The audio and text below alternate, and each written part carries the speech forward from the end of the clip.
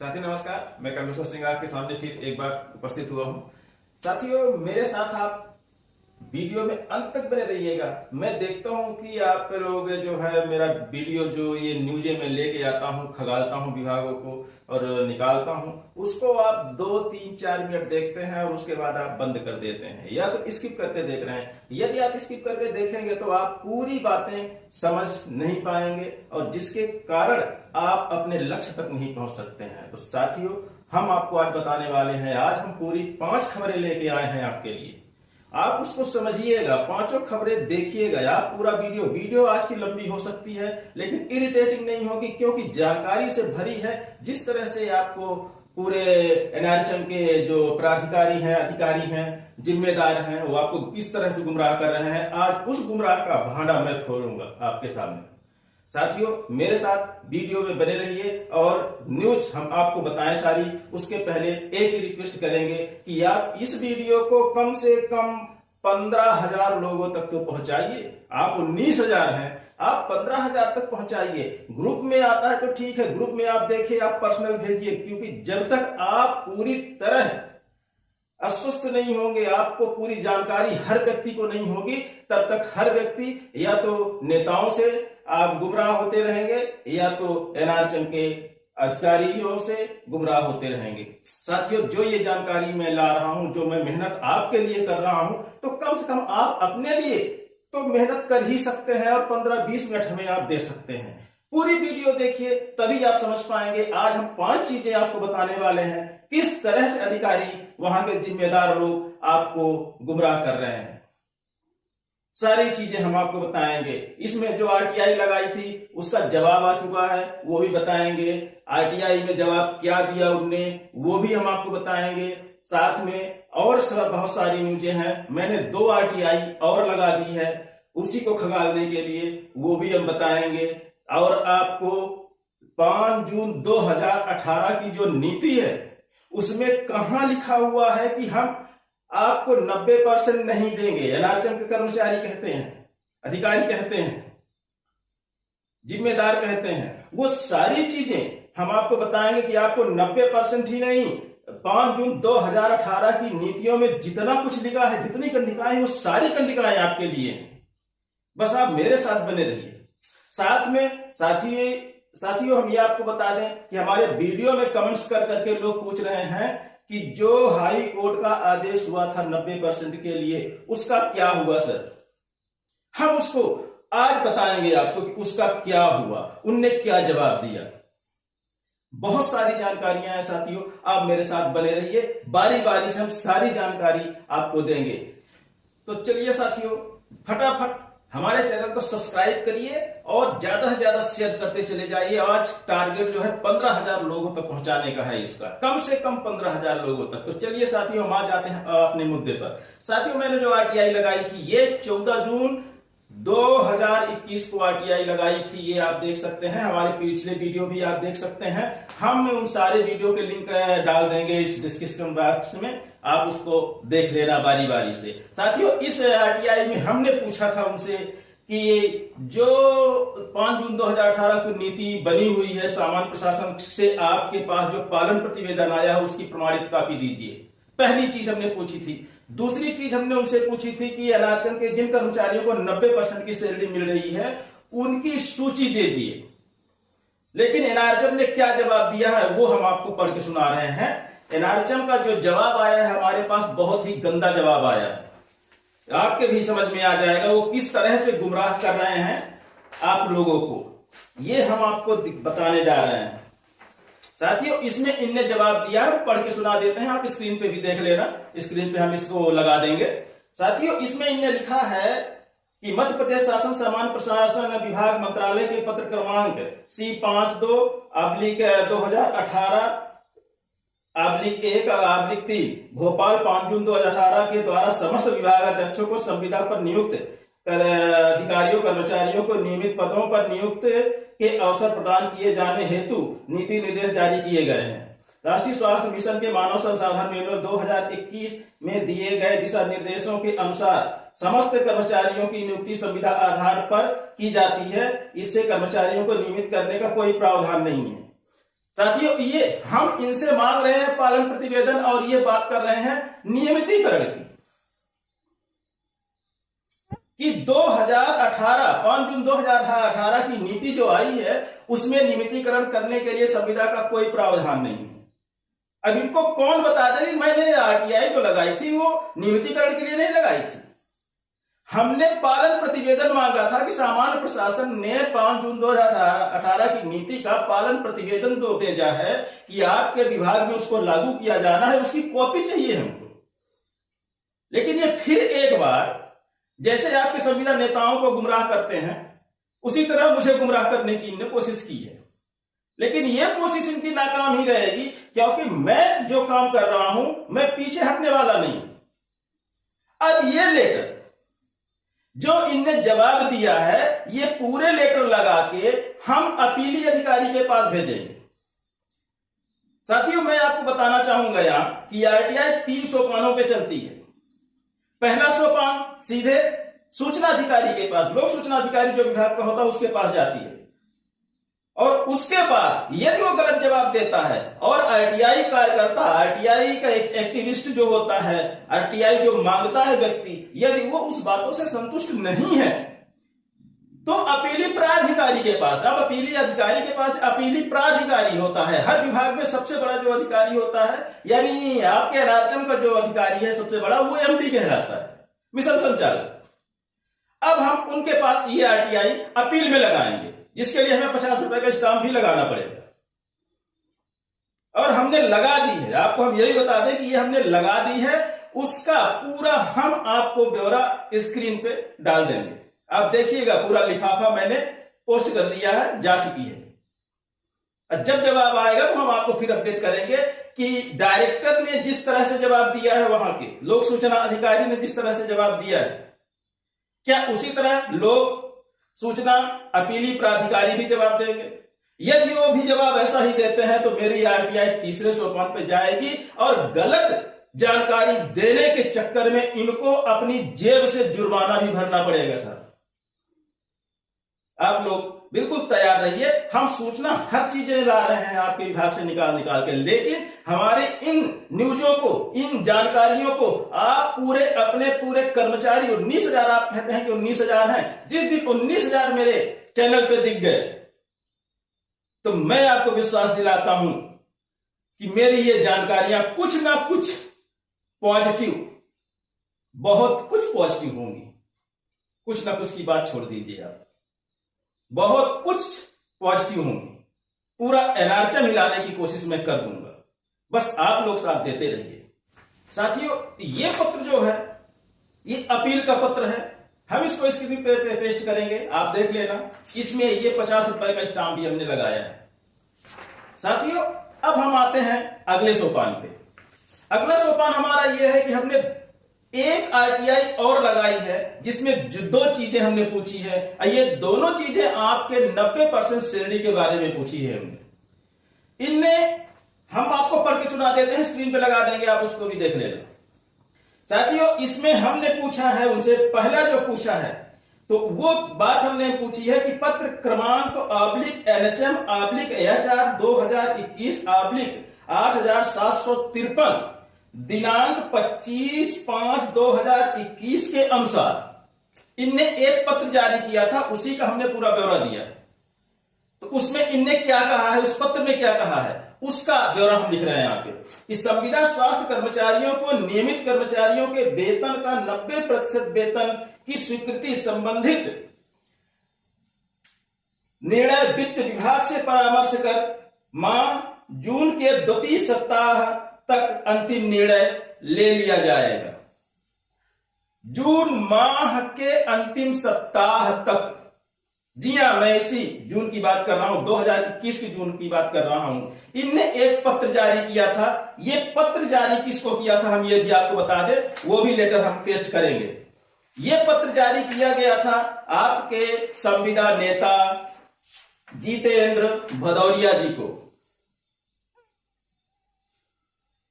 ये जितेंद्र भदौरिया जी ने जो एक आवेदन दिया था, उसके आवेदन के बिहाफ ये जवाब उनको एक लेटर राष्ट्रीय स्वास्थ्य मिशन ने दिया था कि जून माह के द्वितीय सप्ताह में 90% श्रेणी वित्त विभाग से परामर्श के बाद ले ली जाएगी, निर्णय ले लिया जाएगा, आपको श्रेणी दी जाएगी 90%। लेकिन आज तक क्या हुआ? मैं जितेंद्र भदौरिया जी से भी पूछना चाहता हूं, आप नेता हैं, आप अध्यक्ष हैं संविदा कर्मचारियों के, आपने इसका जवाब मांगा या नहीं मांगा जो आपको लेटर दिया गया था? कहां है इसका जवाब? आपने संविदा कर्मचारियों को क्या आपने बताया कि जो आपको लेटर दिया गया था, क्या लेटर दिया गया था? साथ में उसका जवाब जून माह के द्वितीय सप्ताह के बाद क्या आया? जितेंद्र भदौरिया जी, आपसे थोड़ी शिकायत है,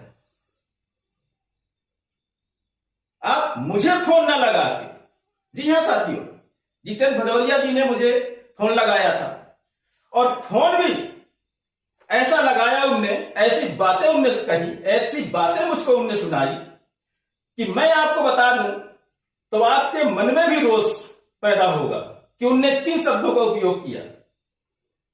जितेंद्र भदौरिया जी, मैं मीडिया वाला हूं, आप मुझे फोन मत लगाइए।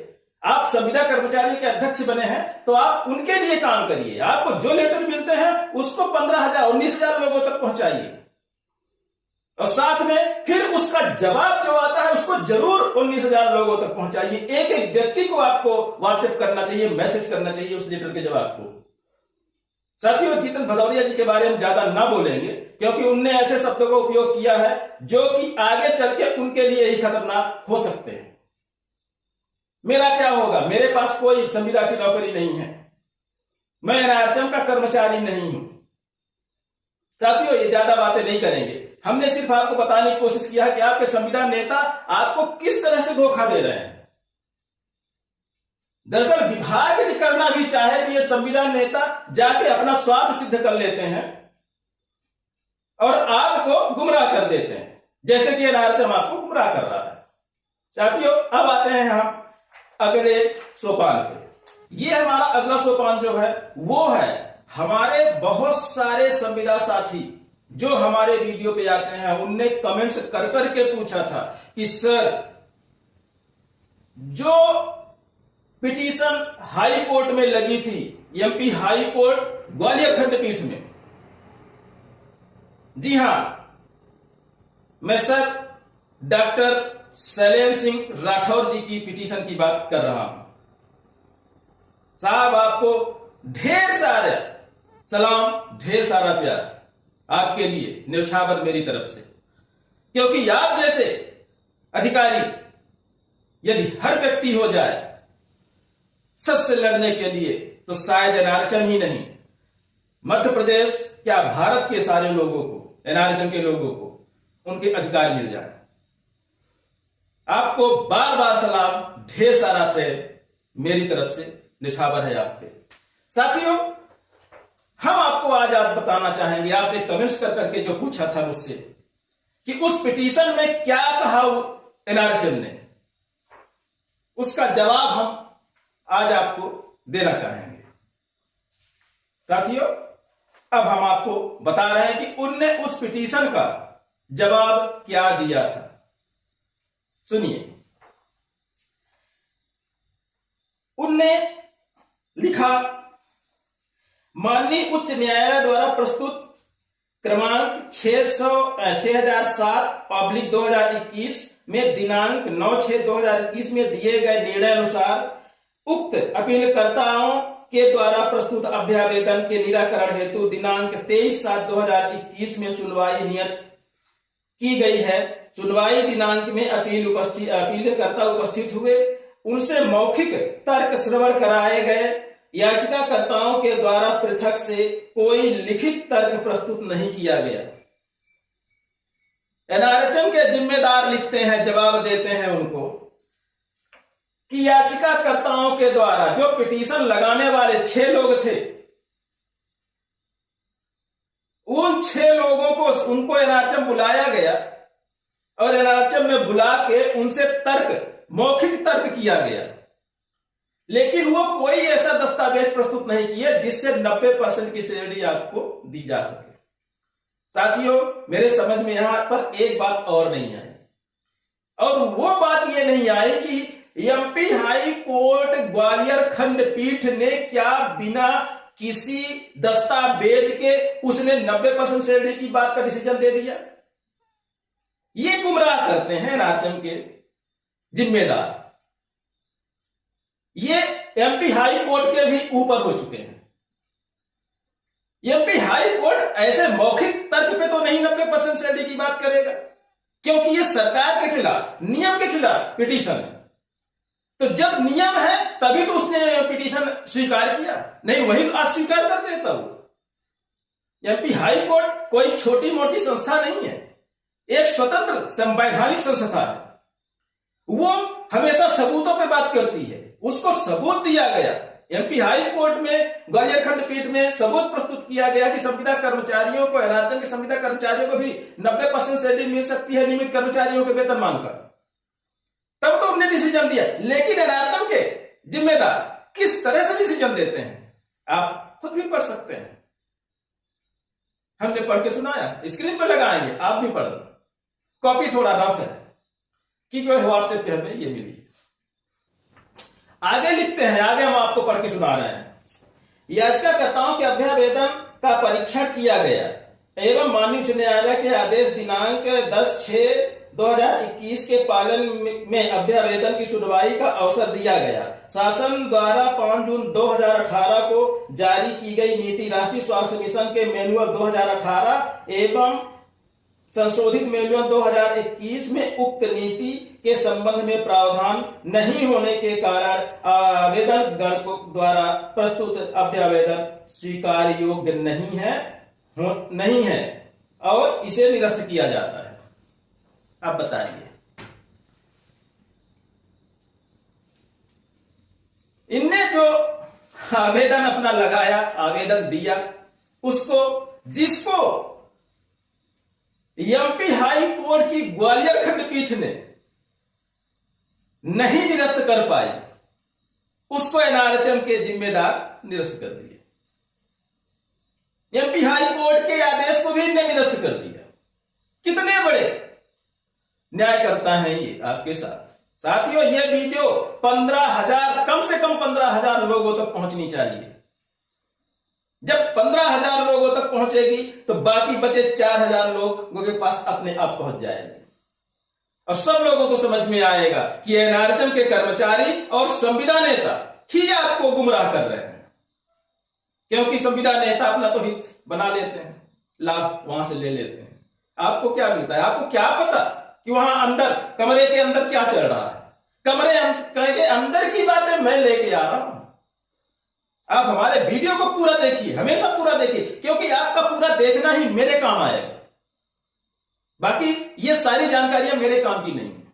आप इतना ही सपोर्ट करिए कि मेरे वीडियो को शुरू से आखिर तक देखिए, हर चीज देखिए, कोई भी चीज इरिटेटिंग नहीं है, सारी जानकारियों से भरा है मेरा ये वीडियो। सारी न्यूजें हम रखते हैं इसके अंदर हर बार। साथियों, आगे हम अगले सोपान पे फिर चलते हैं। हमारे पास अब बहुत अहम सोपान है, आप बने रहिएगा आखिरी तक। वीडियो लंबी है, मैं खुद कह रहा हूं वीडियो लंबी है, लेकिन ये एनआरएचएम को आपने 15 साल से ज्यादा समय दे चुके हैं, तो आप मुझे 15-20 मिनट, आधे घंटे तो जरूर दे दीजिए, क्योंकि आपके काम की जानकारी है। जिस दिन आप में ये सारी जानकारियां दिमाग में भर गई, उस दिन आप खुद टकरा जाओगे एनआरएचएम से और एनआरएचएम मजबूर हो जाएगा 5 जून 2018 की नीति को लागू करने के लिए। साथियों, बने रहिए, हम आगे फिर से आपको बता रहे हैं कि 5 जून 2018 की नीति में कहां लिखा है कि उनको सभी संविदा कर्मचारियों को देना है। जैसे एनआरएचएम के अधिकारी मैनुअल का नाम लेते हैं, ये मैनुअल कौन बनाता है? मैं जानता हूं हर विभाग का अपना एक मैनुअल होता है, लेकिन ये मैनुअल बनाने वाले कौन होते हैं ये भी हम आपको बता रहे हैं। मैनुअल में संशोधन करने वाले कौन होते हैं ये भी हम बता रहे हैं। जो मैनुअल बनाते हैं, संशोधन करने का अधिकार भी उन्हीं को है, लेकिन 5 जून 2018 की नीति में क्या कहा गया है वो कंडिका हम आपको बता रहे हैं, जिसमें इसी मैनुअल की बात की गई है। जो इस मैनुअल की बात करते हैं कि मैनुअल में है ही नहीं संविदा कर्मचारियों को 90% सैलरी देने के लिए। मैनुअल में ही नहीं है ऐसा कहते हैं, लेकिन उसी मैनुअल की बात की गई है 5 जून 2018 की नीति में, और सामान्य प्रशासन ने निर्देश दिए हैं सभी इन मैनुअल बनाने वालों को। वो निर्देश क्या है हम आपको पढ़ के सुनाते हैं। आपके पास यदि आदेश है ये तो ठीक है, यदि नहीं है तो आप मेरे से मंगवा लेना। मेरे व्हाट्सएप नंबर पे, मैं अभी व्हाट्सएप पे नंबर डाल दूंगा, आप व्हाट्सएप नंबर पे रिक्वेस्ट डालना, कमेंट्स में आप डालना। व्हाट्सएप नंबर नहीं, सीधे आप कमेंट्स में डालिएगा। मैं कमेंट सबके पढ़ता हूं, सबके जवाब देता हूं। आप भी कमेंट्स करके आप देख लीजिए कि आपका जवाब जाएगा कि नहीं जाएगा। बिल्कुल जाएगा, क्योंकि मेरा काम ही आप लोगों को सहयोग करना है। कमेंट्स में आप मांगिएगा, 5 जून 2018 की नीति मैं आपको वहां पे प्रोवाइड करा दूंगा। आप अपना नंबर, व्हाट्सएप नंबर जरूर डाल दीजिएगा वहां पे। साथियों, मैं वो कंडिका पढ़ना चाहता हूं जहां पर लिखा है कि इनको अपने ही मैनुअल में, इनने जो अपना सेटअप बनाया है उसमें संशोधन करना है। संशोधन बहुत ही कड़ाई पूर्वक किया जाना है। उनने कुछ जगह छूट भी दी है उनको, लेकिन छूट आपके हित में दी है, उनके हित में नहीं दी है, मैनुअल बनाने वालों के हित में। संविदा कर्मचारियों के बिहाफ उनने छूट दिया है, उनके पक्ष में, संविदा कर्मचारियों के पक्ष में छूट दिया है। वो हम कंडिका पढ़ रहे हैं, आप ध्यान से सुनिएगा। मैं पेस्ट करूंगा, उसको भी लगा दूंगा, और कमेंट्स करके व्हाट्सएप नंबर देके आप अपना मुझसे मांग लेना, मैं वहां भी आपको भेज दूंगा। साथियों, वो कंडिका कौन सी है हम आपको बता रहे हैं। विभाग को इस नीति, कौन से विभाग को, ये भी हम आपको बता रहे हैं। इसमें शुरू से हम आपको बताते हैं, शुरू में क्या लिखा हुआ है। प्रति शासन के समस्त विभाग। क्या एनआरएचएम शासन के विभाग में नहीं आता? जब ये लिख रहे हैं कि शासन के समस्त विभाग, एनआरएचएम भी तो उन्हीं विभागों में है, समस्त विभागों में। सब क्या एनआरएचएम एक विभाग नहीं है? मध्य प्रदेश शासन के बनाए हुए नियम एनआरएचएम के अंदर नहीं चलते हैं? मध्य प्रदेश के समस्त विभाग, अध्यक्ष राजस्व मंडल मध्य प्रदेश ग्वालियर, समस्त विभागाध्यक्ष। क्या एनआरएचएम में कोई विभागाध्यक्ष नहीं है? यहां कोई समिति नहीं है। आगे, समस्त संभागायुक्त, समस्त जिला कलेक्टर, समस्त मुख्य कार्यपालन अधिकारी जिला पंचायत मध्य प्रदेश। इसमें एक चीज और हम आपको बता रहे हैं, बहुत ही बारीक चीज है। ये चीजें आपको जिस दिन समझ में आ गई, आप लोगों को 19,000 संविदा कर्मचारियों को समझ में आ गई, तो आप खुद खड़े हो जाएंगे अपने अधिकार के लिए। इंडिविजुअल खड़े हो जाएंगे। मैं ग्रुप की बात नहीं कर रहा, मैं संविदा संगठन की बात नहीं कर रहा, इंडिविजुअल आप खड़े हो जाएंगे। बस मेरी बातें समझने की कोशिश आप करिए। मैं इतना कठिन भी नहीं बोल रहा हूं, ना तो अंग्रेजी में बोल रहा हूं, पूरा हिंदी बोल रहा हूं। आप इसको सुनिए, इनने क्या लिखा, आगे लिखते हैं।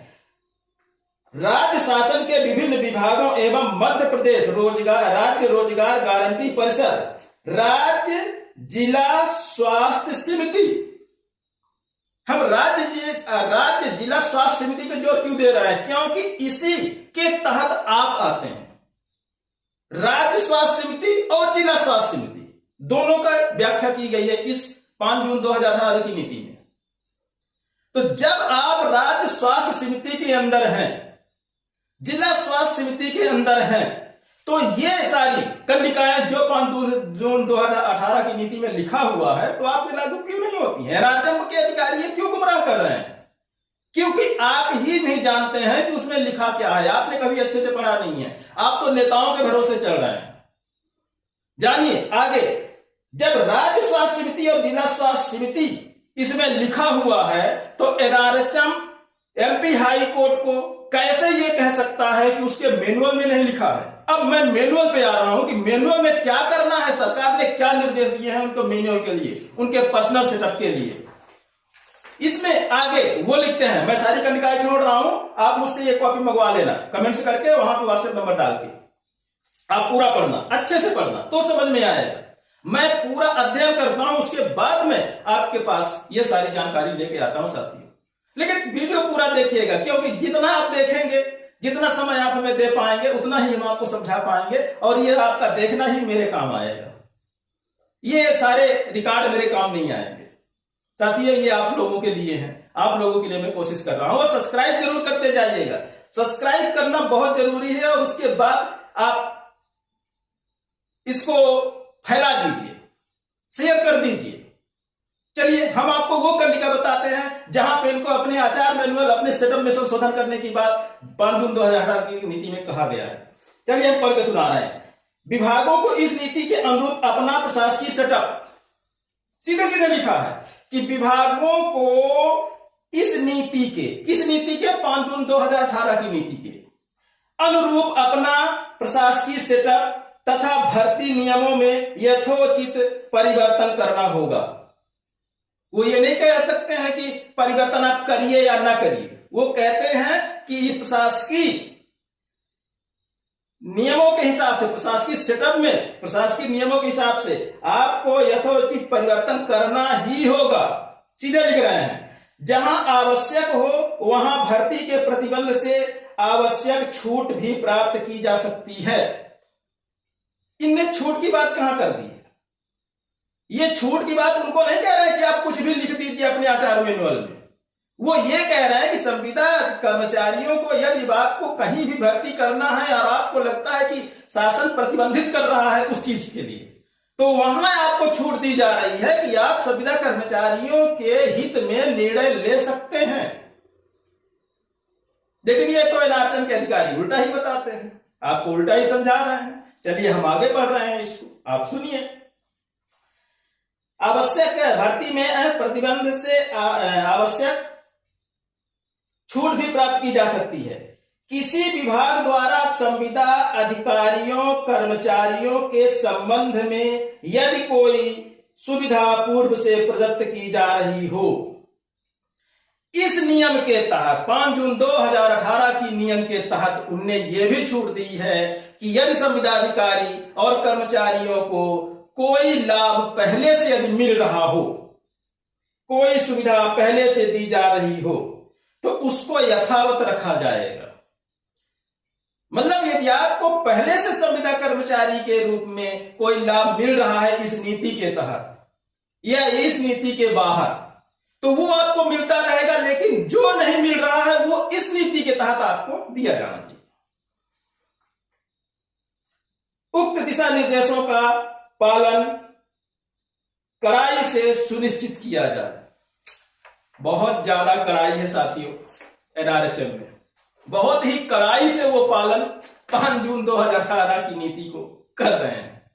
साथियों आप बताइए, हमने जो कहा, हमने जो पढ़ा, साथियों मैं ठोस सबूतों पे बात करता हूं, मुझे हवा में बात करनी नहीं आती एनआरएचएम की तरह। कुछ भी लिख देते हैं, कुछ भी जवाब दे देते हैं, लेकिन मैं भी ठहरा ठेठ,